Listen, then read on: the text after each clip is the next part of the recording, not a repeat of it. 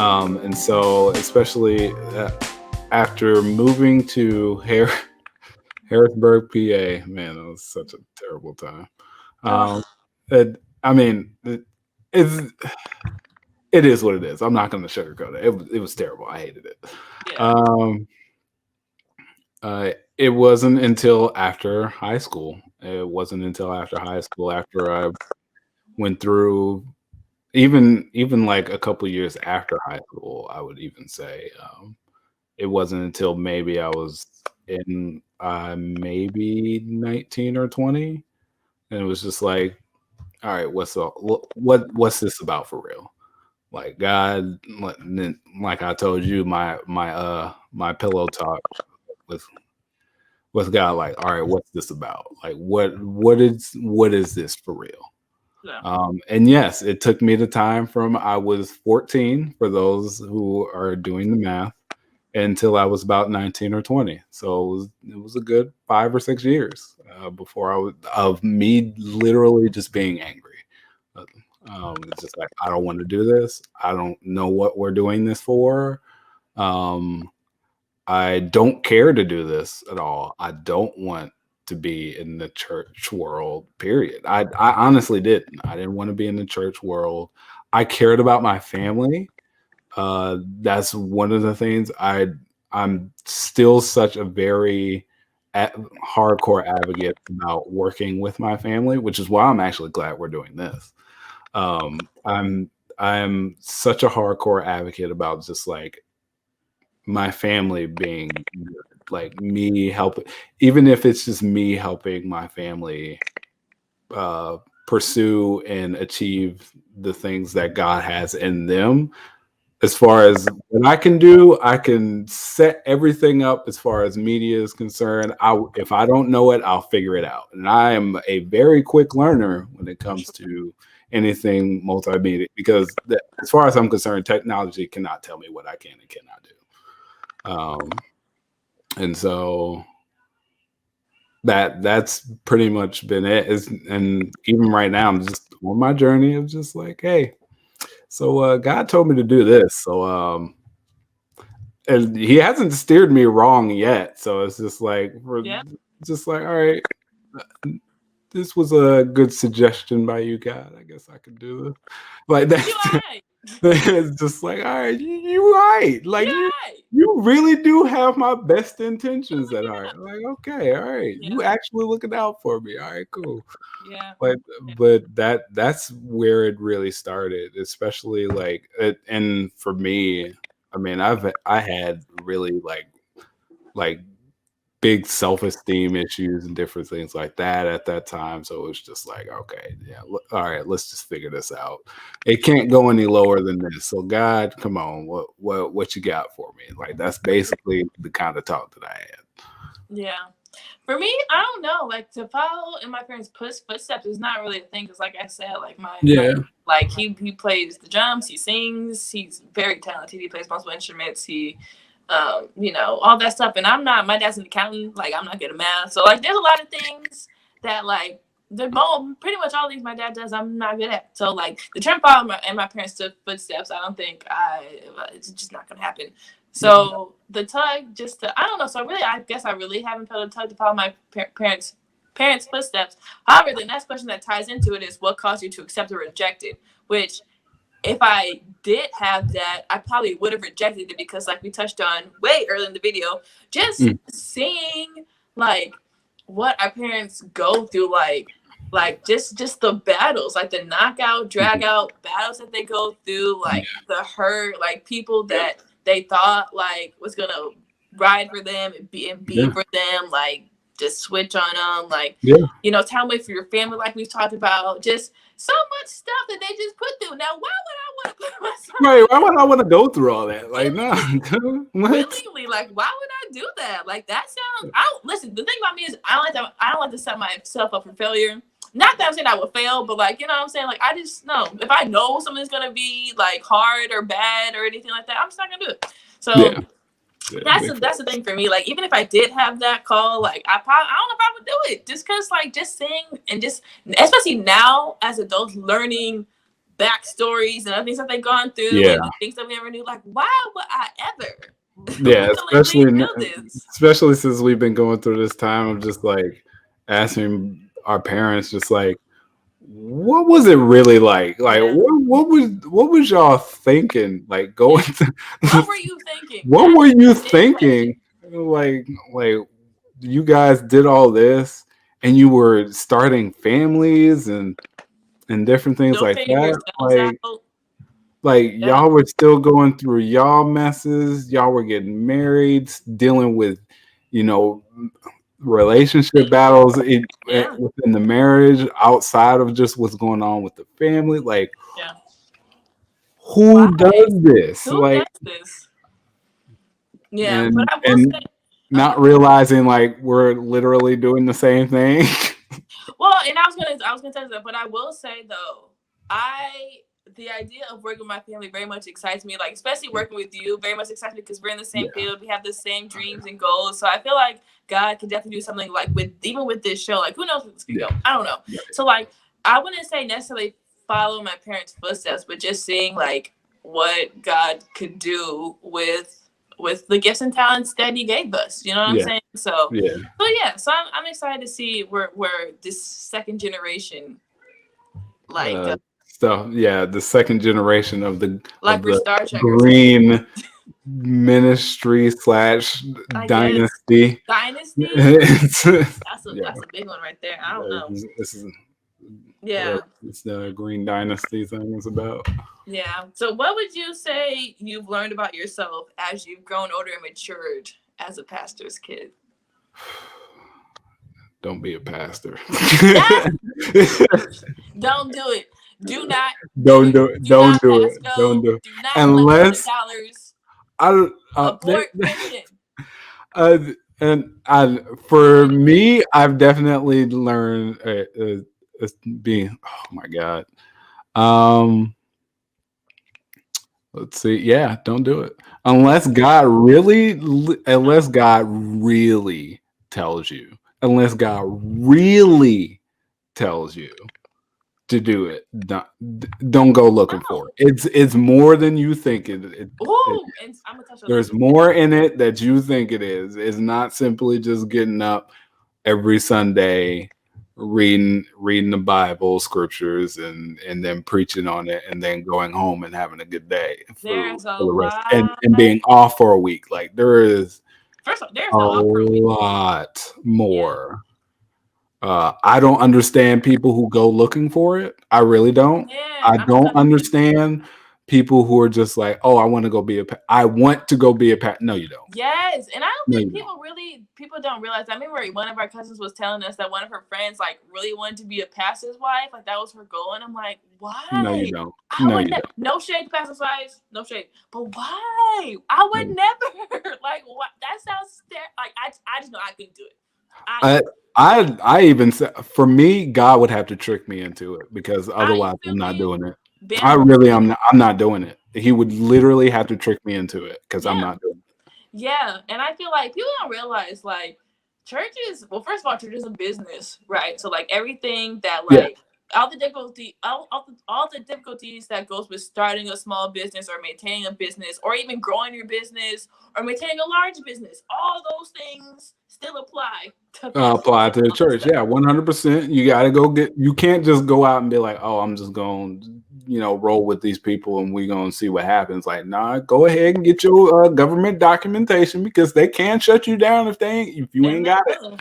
And they will. And a lot of times people don't realize, like, and maybe this is something else we could talk about. Like, people talk about, I think people have this connotation that, pastors are super rich and they, get this large check from the church, which for some, there are pastors who are living a little large, but there are a lot of pastors who, like, they work like 9 to 5s.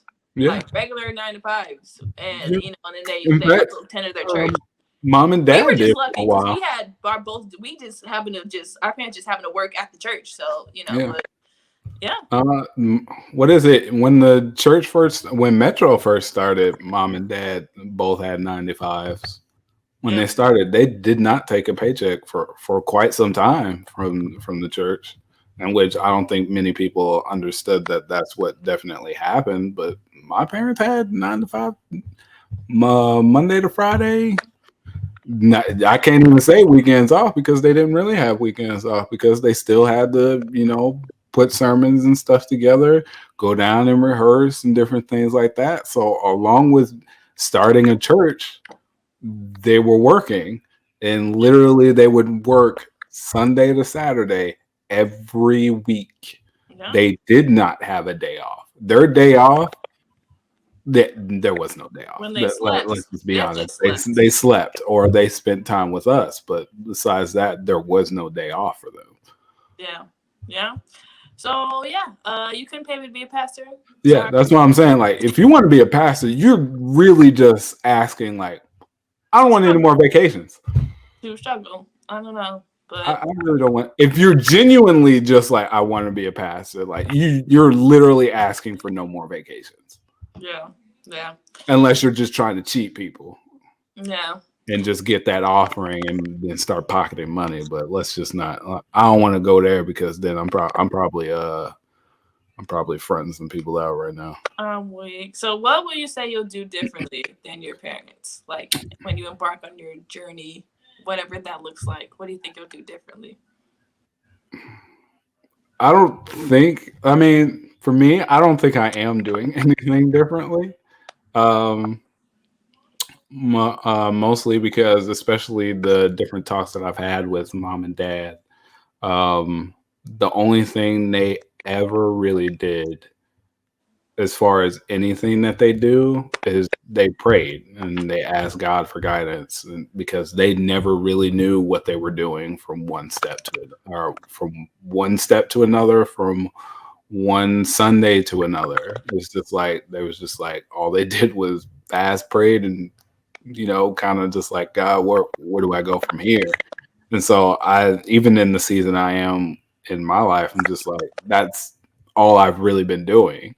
And from that, I've literally went from an internship working at I'm just talking out of college. I went from an internship working at the #1 bottle making company in the world, redoing their entire training process, to several years later, I had a contract with a women's organization to create a website. Then I had another contract to make a introductory video. Then I'm in the middle of a contract now for a wellness program. So it's just like, for me, every time I'm just like, okay, it's about to run out. So what do I do next? And then something else pops up. So it's just like, and talking to mom and dad is just like, is this how it is? Like, you just kind of just go from one thing to another with God. Like, you just do what he said. It's like, yeah, that's basically it. Like, he'll always take care of you. You may like get to a point where you're just like, what's kind of going on here? But as far as, it's not like this is the kind of journey everybody's gonna have, but this is the kind of I'm literally doing the same things that my parents do. Just stay in my word, stay praying, fast when the Lord tells me to, and just do the best with what you got at any particular time. Always give 100. Always give your 100, regardless of what it is that you're doing. And so that's basically what I do. And from then on, people are constantly referring me like, hey, you should get this guy because he will absolutely do like the best that he can. So for me, I'm not doing anything different, and I don't plan on to, as long as this keeps working. Yeah. I don't know. Like, I actually wasn't even prepared for this question, so I don't even know. I think, looking back, I feel like our parents did a pretty good job in hindsight. Like, not only they went through a lot of trials and tribulations, but not only did they survive, they thrived. So I think 100%. Yeah, so I think, I don't know, I might be with you because I really can't think of nothing right now. Maybe I'll have an answer later, but I really can't think of anything that I will do do differently. I don't know. Like as far as like the foundation and then like the core and like just how I move and live my life. Like I Yeah. don't know. I don't think I'll do anything differently. Yeah. But it seems to work out for them. I So mean, it works. So I'm not if it ain't gonna. broke, don't fix it, right? Yeah. Yeah. Basically. So last question. What would you say to other preachers' kids that are out there still struggling with how they grew up in ministry? Do you want me to go first? I have my answer. Go ahead. So Go ahead. I would say the first step is acknowledging what you went through. So, like acknowledging and validating your own experiences, and don't let nobody else invalidate your experiences. Like, oh, it wasn't that deep. Oh, it wasn't like that. Oh, you're being dramatic. Oh, this, that. Nah. If that's how you feel, that's how you recall it, that's how you remember it. So, and don't do that to yourself either. Don't invalidate your own feelings. Like, oh, like maybe it was no. Like, acknowledge what happened and also validate your experiences. Don't let nobody else invalidate your experiences.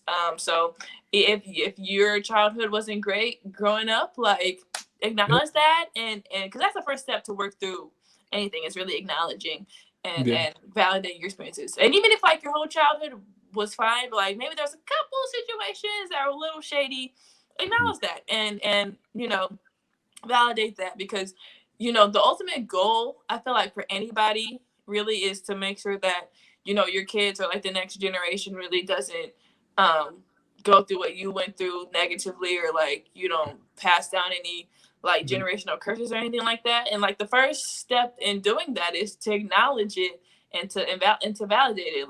It's like, if you don't talk about the things that happened in your childhood or in your family, like how can you expect it not to happen again? Because first of all, that person might not even know. You know what I'm saying? Like they might not even know. You might be carrying something that happened for 20 years. That person didn't even know that they even did that to you, or Right. said it to you, or affected you in that way. They might have no idea. So I would say acknowledge what happened and just definitely validate your experiences. Don't let anybody invalidate you, and don't invalidate yourself. And if if you talk to somebody and they try to do that, then just move on and talk to somebody else, and somebody else gets it.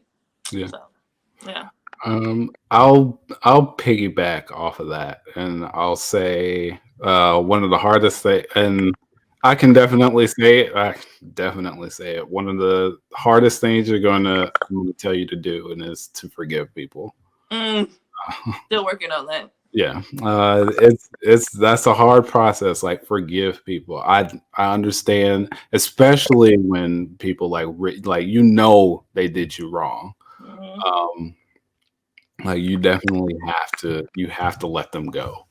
You can't hold that, because for me, especially like some people who like actually might listen to this,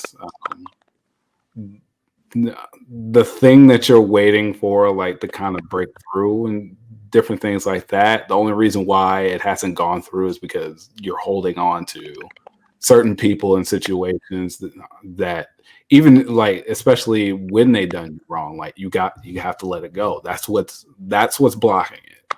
And so you have to, at that point, is you're either choosing this or God. Like that's 100% the case. You're either choosing to hold on to this, that you, as long as you hold on to it, you feel justified. Like, yeah, I'm gonna hold this and hold it over them for the rest of their life. Like, but you're literally holding a weight that's preventing you from.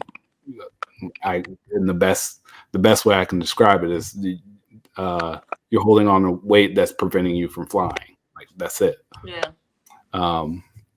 The other thing I would say to pastors or leaders' kids is like, especially those at our age, I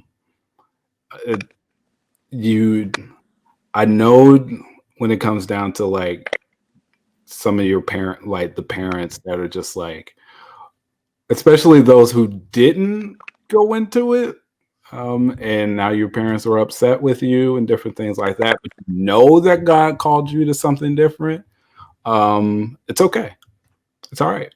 I'm not becoming as far as I'm concerned, I'm not becoming a pastor about it, and I understand like I have parents who are okay with it, but you have parents that aren't okay with it, and they're upset with you, and they're not talking to you, and different things like that. But that's not something you can fix. That's something between them and God at that point. Because if you told them already, like, God told me to do this, and he said, I'm not going into ministry like that, that's they can't hold that against you. And that's something at that point they're holding against God. So you don't have to worry about that. Keep doing what you're doing. But aside from that, like, again, what you said, like, your experiences happened, the good and the bad. They all happen.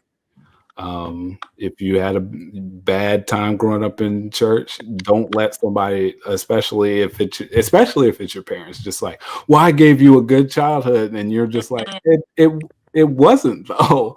Like, you berated me day after day to become this, and not to embarrass you, and different things like that. So that's the reason why I'm even lashing out like this.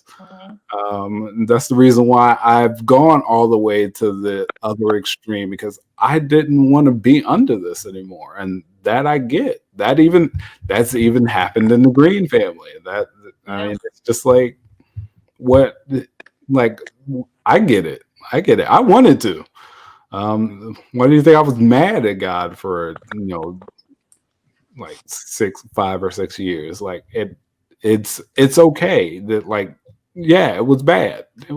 But when it comes down to it, it still doesn't justify you not doing what God told you to do. For me, it's more of a part. It's just like, it all happened, but when it comes down to it, I guess my bottom line is always figure out what God wants you to do and do that, regardless of whether your parents are okay with it or not, or whether,